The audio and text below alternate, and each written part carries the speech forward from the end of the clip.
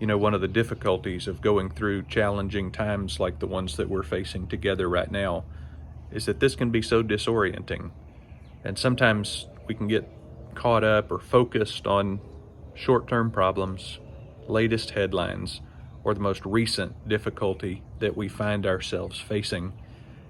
And that can disorient us and cause us to forget about some of the things that have been grounding for us, stabilizing for us in times past. I remember a song that we sang frequently in the church where I grew up. It's a song that many of you know too, and the lyrics say, "Count your blessings, name them one by one. Count your blessings, see what God has done." And then the chorus ends with saying, "It'll surprise you. It'll surprise you what the Lord has done when you reflect on all of that."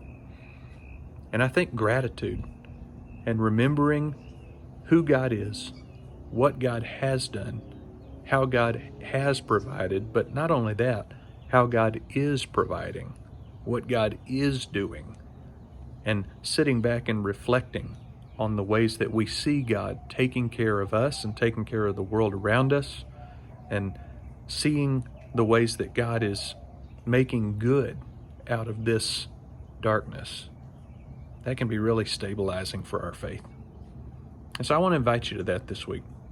I want to invite you to that moment of remembering and reflection and gratitude. And as we do that, may that lead us to not only a stabilization of our emotions and some orientation, but may it lead us to a gratitude reaction.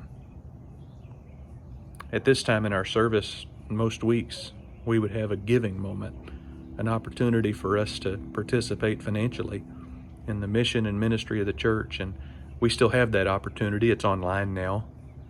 We want to invite you, though, that as we reflect together on what God has done for us, may we remember the invitation, the calling, and the privilege to participate in what God is doing in our world.